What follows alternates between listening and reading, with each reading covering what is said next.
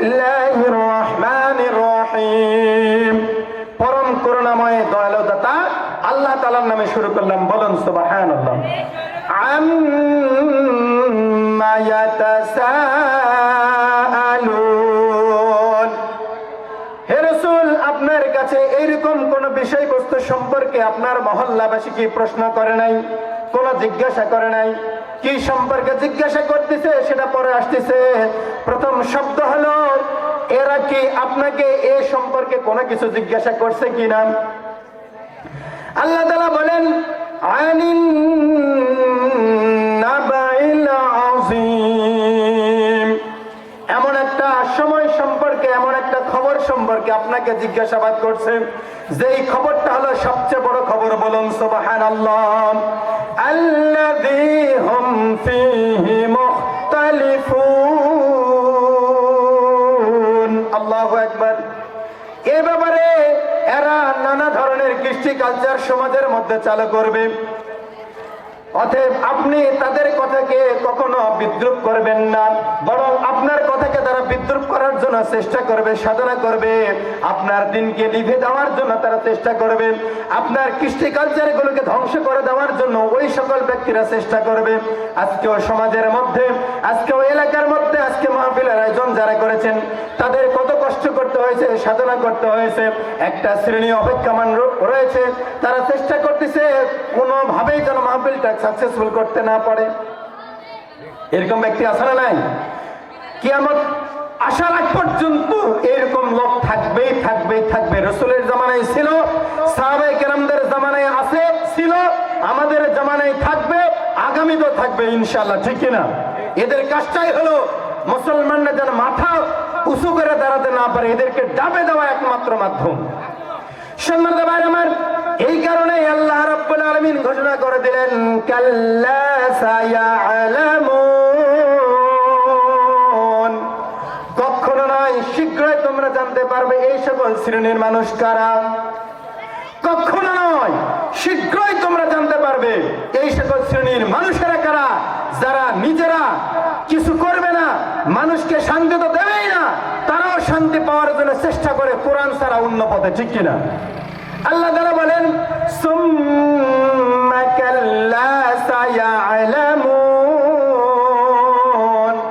অবশ্যই অবশ্যই, কখনো নয়, শীঘ্রই তোমরা জানতে পারবে এরা কারা। আলাম নাজআলিল আরদা মিহাদা।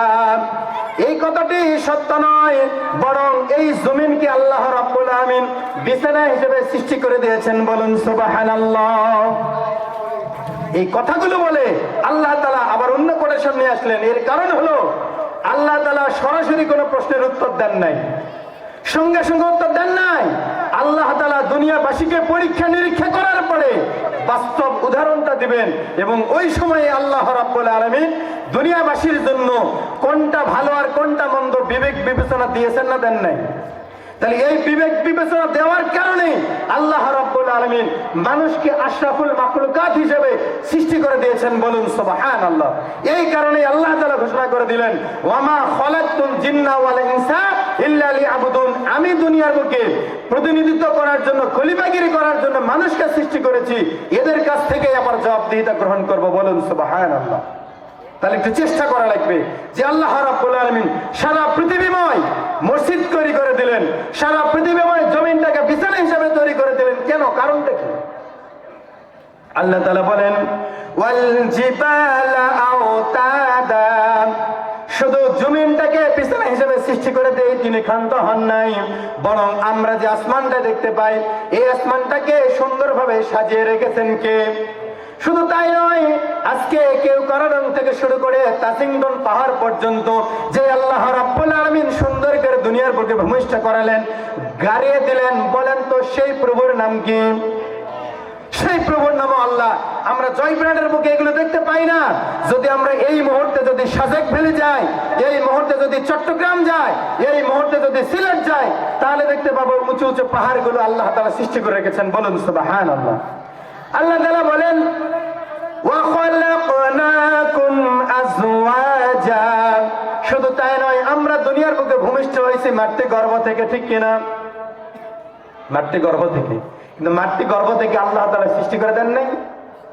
যে আল্লাহ রাব্বুল আলামিন মাতৃ গর্ভে আপনাকে আমাকে ডিম্বাণু থেকে আপনাকে আমাকে যে জন্মগ্রহণ করার সৌভাগ্য দান করলেন, তাহলে ওই আল্লাহর জন্য আমরা কি করছি? আল্লাহর জন্য কি করছি? যে আল্লাহ রাব্বুল আলামিন আপনাকে আমাকে সন্তান দিচ্ছেন, মেয়ে সন্তান দিচ্ছেন, কন্যা সন্তান দিচ্ছেন, ছেলে সন্তান দিচ্ছেন।